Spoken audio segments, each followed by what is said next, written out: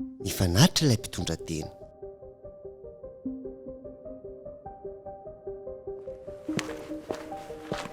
Izy ny Jesosy, manao ilay zanak'Andriamanitra sy mpamonjy izao tontolo izao.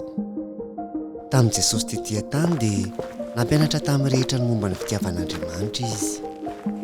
Nanasitrana olona maro tamin'ny aretiny izy,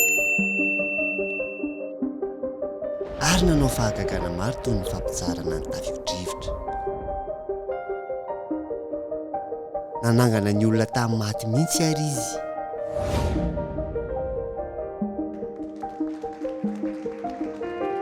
Indray andro dia nampianatra ny olona tao amin'ny tempolo Jesosy, ary namaly ny fanontanian'ireo olona. Raha nipetraka tandrifiny ny fandatsahn-drakitra Jesosy dia nijery ny fandatsaky ny vahoaka ny vola tao izy, ary maro ny mpanan-karena nanome vola. Fa nisy mpitondratena malailo anankiray kosa tonga nandrotsaka ny faratsankilo roa teo.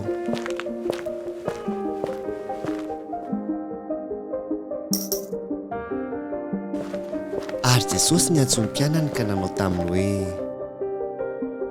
lazaiko aminareo marina tokoa fa io mpitondratena malaelo io no efa nandatsaka be noho izay rehetra nandatsaka tao amin'ny fandatsahan-drakitra. Satria ny mpanan-karena dia nanome ny ampahany kely tamin'ny fananany, fa ilay mpitondratena kosa tamin'ny alahelo no nandatsahany tao izay rehetra nananany, teny fivelomany rehetra.